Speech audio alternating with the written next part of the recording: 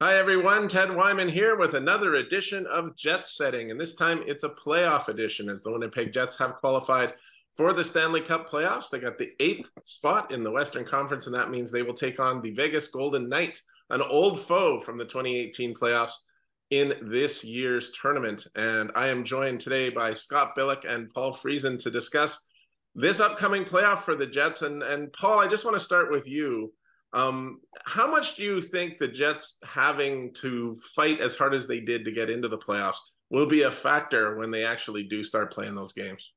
That's an interesting question. I think it was Kyle Connor after last night's game, or maybe it was somebody else who said it felt like they're in the playoffs now for several weeks. So they're kind of in that mode of must win games. That can't hurt. You'd think if you coast in, you wouldn't want to coast in and not having played a meaningless game for a while. So, no, I think that's got to help them on some level. It's hard to put a finger on exactly how much, but this team seems a little different than it was. Well, it's very different than it was 3 or 4 weeks ago. It seems to have found something. Is it enough to carry it now into a whole nother level of hockey? It's going to be really interesting to find out against a really unique matchup too. I kind of like this matchup. Yeah, I've heard a lot of people, pundits on television, whatever, they're saying the Jets match up pretty well with Vegas, even though they did lose 3 games to them this season. Scott, I was at one of those games in Vegas, and Connor Hellebuyck had one of his best games of the year. Jack Eichel scored with seconds left in overtime, and Vegas won that one. But how much of a difference maker? I mean, I think we need to get to the point quickly on this one. How much of a difference maker can Connor Hellebuyck be in this series, even though the Jets are number 8 and then Vegas is number 1? Well, yeah, it's funny you say that you were there at the one with Connor Hellebuyck. I was at the one with David Rick and Ned, and he was the reason why they lost that game. And so I mean that kind of it says it all to me. I mean, to me, Connor Hellebuyck is the linchpin of this team. This team lives and dies by how he plays. If you look over the last month, he started 13 straight games. He had a 930 save percentage at 5-on-5 and a 1.77 goals against average. That's the reason why the Jets are in the playoffs right now. I mean, yeah, they found how to score and all that, but the steadiness of Connor Hellebuyck over those 13 starts, I think it really put them in a good position to win hockey games. And he had a shutout. He had one that was very close to being a shutout. But he's looked so calm. Like I don't know if I've ever seen Connor Hellebuyck as dialed in as he has been kind of leading into these playoffs, which kind of dovetails off of what the previous question to Paul about this kind of playoff mentality and having played the last 2 months or month or whatever you want to say of a playoff brand of hockey. I mean, I think Connor Hellebuyck is in that mode already, and he's the difference maker on this team. I don't know how else to put it. I mean, he's their most important player. He's their MVP. He's a perennial Vezina candidate. It's all there. He is they live and die by him, and that's it's just as simple as that. He is that good, and they need him to be that good, because the playoffs are often about goalies, right? The playoffs. I mean, if you go back to this, the Western Final, 5 years ago now against Vegas. That series was about a goalie, and it was Marc-Andre Fleury. He put up a 955 save percentage. He was nearly got better numbers. Guess who's got better numbers than Connor Hellebuyck going into this one? Yeah, what are you going to say? Are you going to say Laurent Brossoit in his Laurent 5 games played? Whatever. I don't. Brossoit, 7-0-3 this season.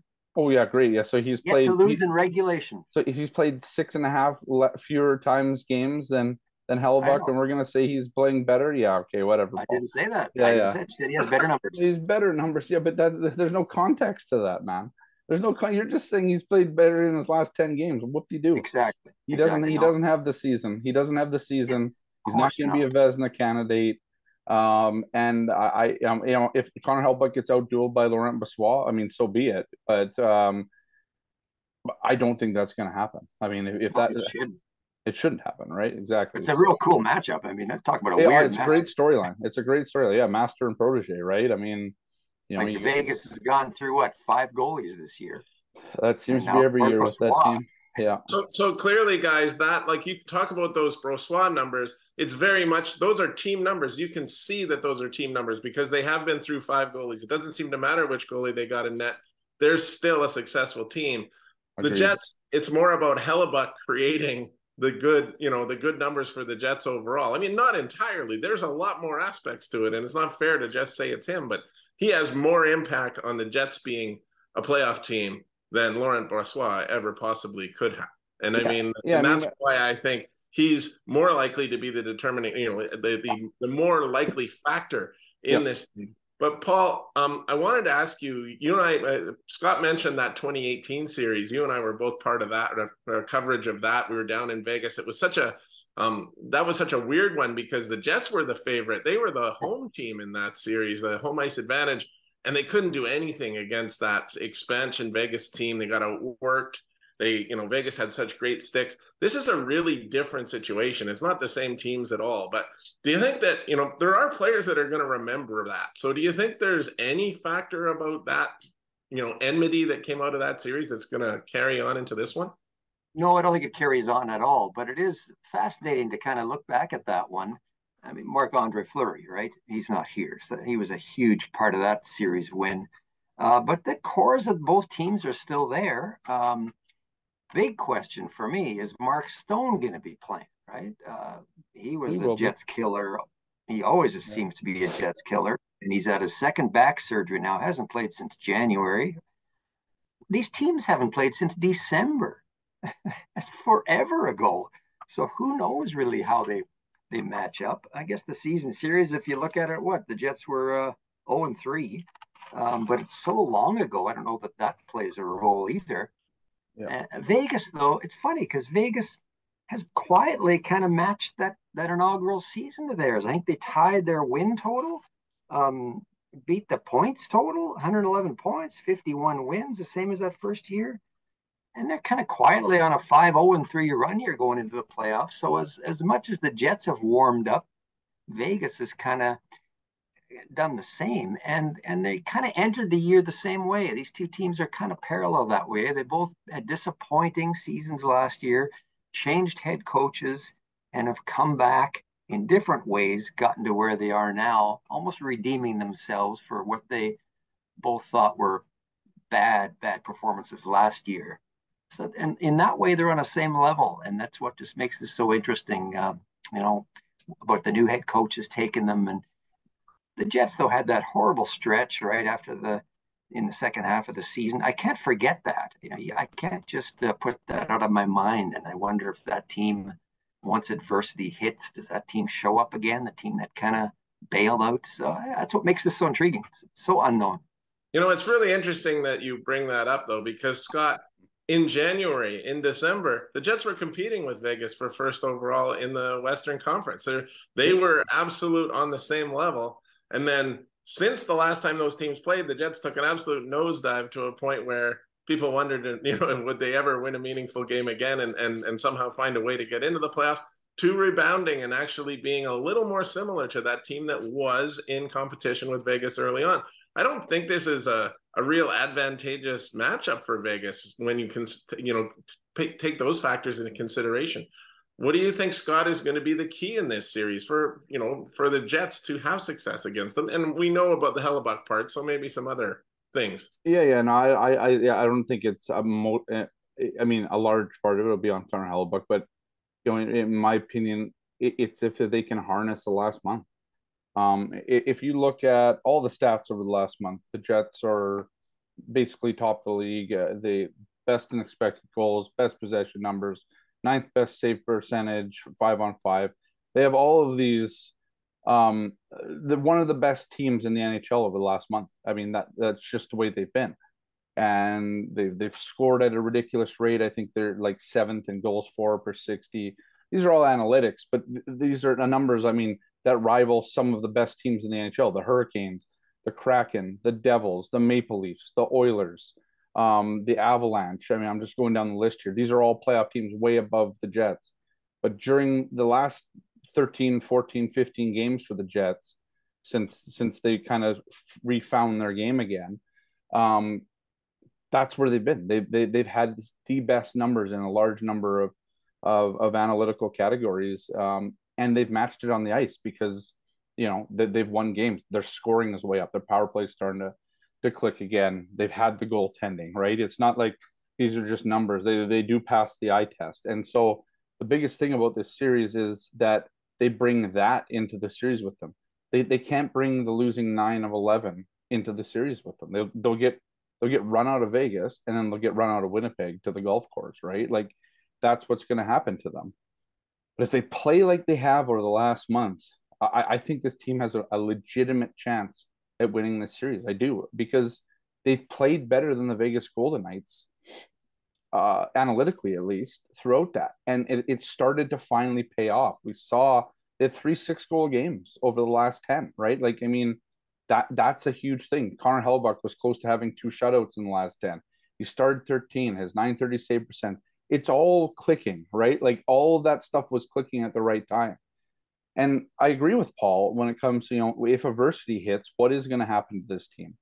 Have they learned enough that they're battle tested enough that they can take adversity, let's say dropping game 1 or, both games out there? Can they come back home and find a way to even up the series, right? I mean, can they steal a game out there? I mean, I think that might be one of the biggest things in the series is, can the Jets take a game out there and then give home ice advantage back to themselves?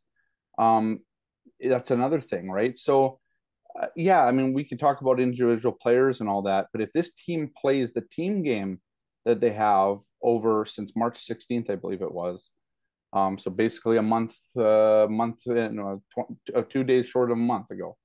I think they have every opportunity to not only compete in this series, but maybe even eke out a 6 or 7 game win in this one. It's a big if, right? It is, because we've seen this team. It's been a roller coaster ride all season. So we'll see what happens. But at the end of the day, this team has found a winning brand of hockey. They found 4 lines that work really well together.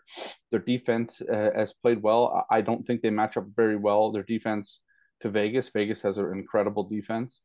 But they also have the great equalizer and goal. And so you put all that together, and I think this team can do some damage. No, that's very well put, and I think it will be very interesting to see. Indeed, Paul, I want to ask you about one player and specifically for the Winnipeg Jets, and that is Mark Scheifele. He was maybe the best player in the playoffs in 2018 in the entire league, at least for the first 3 rounds. Unstoppable offensively, was doing everything. He's been moved to the wing because he just wasn't handling the center ice position, was not scoring for the longest time, seems to be doing a little better.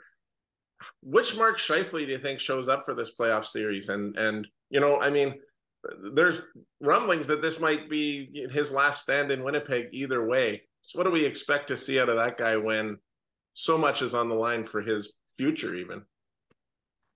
What a great question. And if I knew that, well, I'd buy a lottery. Could be Rick Bonus. Yeah, exactly. He talk about an up and down season that the teams had. Boy, Mark Scheifele's kind of the poster boy of that, right? Yeah, he hit 40 goals. He did, didn't he? 41, 42? 42. Yeah. But, boy, there was a long stretch where it wasn't good enough.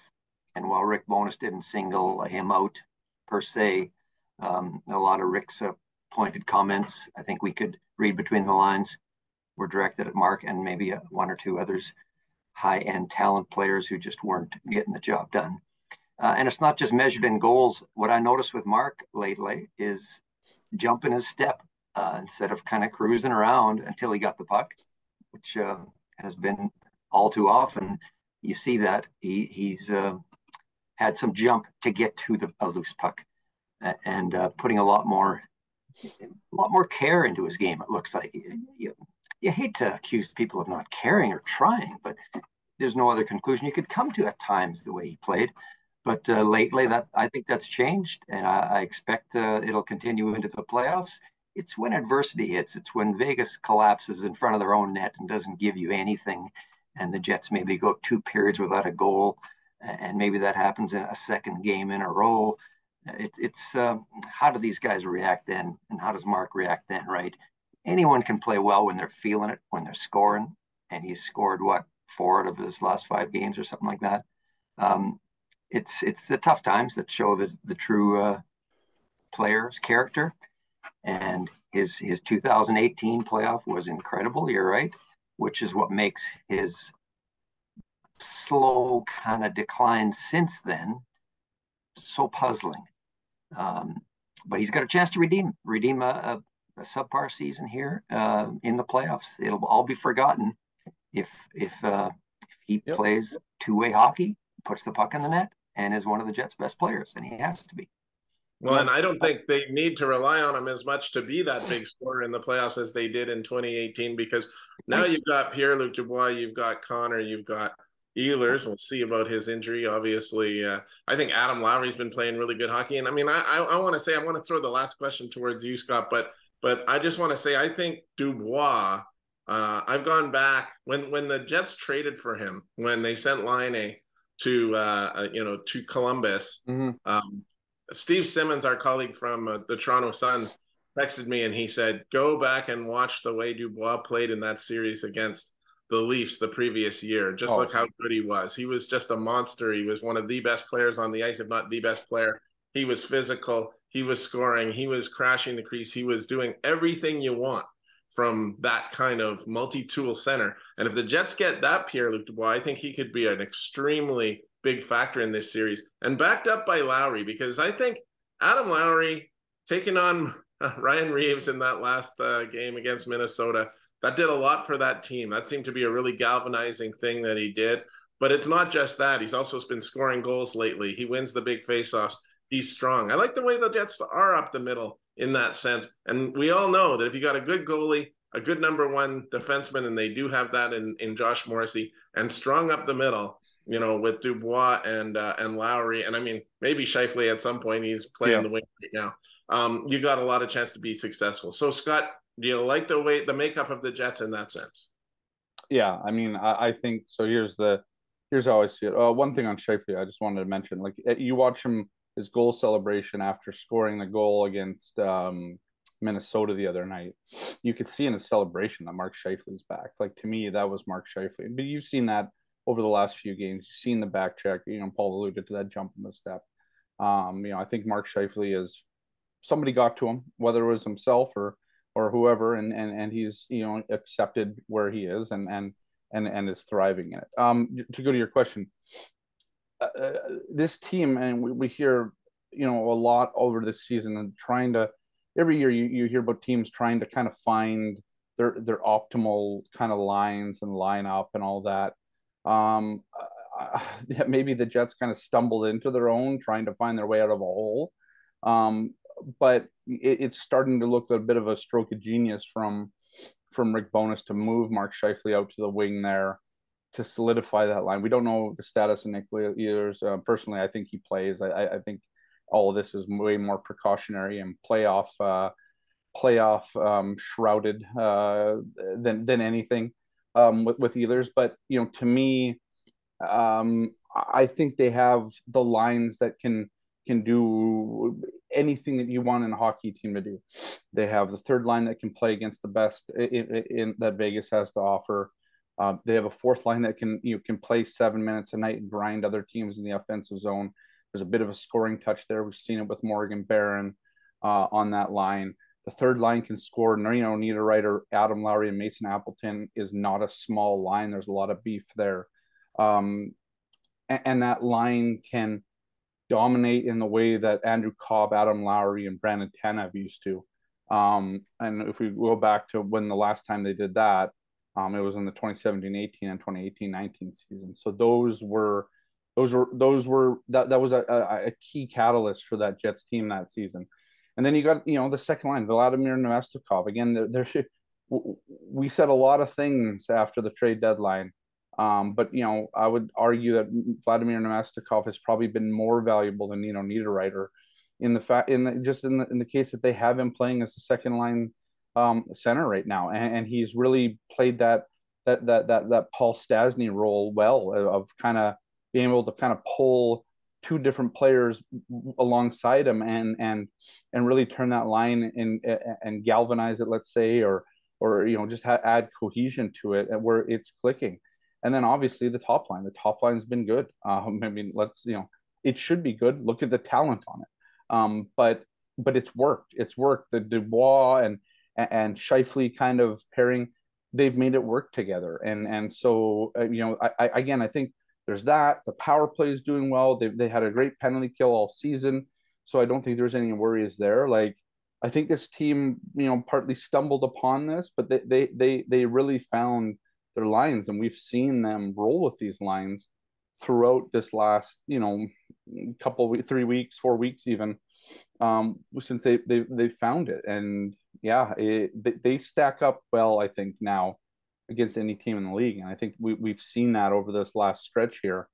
Playing some teams, they lost to a couple teams along the way, but I think overall, if you look at the way that these lines have played together, and the reason why they kept them together, I think is, to give them those reps, to get them, get that chemistry going. And I think the chemistry right now from the first line to the fourth line is exactly where you want it to be, and the best it's going to be going into the first round starting on Monday. And one more factor that I'll throw out is Rick Bowness being behind the bench. He recently was part of taking Dallas to the Stanley Cup final, coaching a team that, in the bubble that was, not expected to go that far. And they did really well. And he's got a lot of experience of playing or coaching on the bench in big games. So, obviously Bruce Cassidy's a real good coach too. So I'm not totally giving the Jets the advantage there, but it's not a bad thing for the Jets to have a guy with that experience. Friesen, you want to say something? I was just going to add one last thing. The Jets have had so much negativity this season, right? Starting last season at the end of it, but then carried through the whole second half of this season. And if they bow out in the first round, that's going to resurface. That will be the lingering taste in their mouths from this year, is the negativity, underachievement. They got a chance to erase that here with the first round win. So I think that's really going to motivate them. And I think it has here down the stretch. And I think that's going to be, their prime motivating factor. And obviously, everybody wants to win the Stanley Cup, but they don't want to go out with a whimper. And I suspect they won't. All right. Well, thanks very much, gentlemen. We will be doing Jets setting throughout the Jets run in the NHL playoffs, and look forward to talking to you guys again. Lots of preparation to do for us, getting you all ready with our preview material in the Winnipeg Sun throughout the weekend and into Tuesday's Game 1 in Vegas. So for Paul Friesen and Scott Billeck, I'm Ted Wyman. You've been watching Jet Setting on WinnipegSun.com.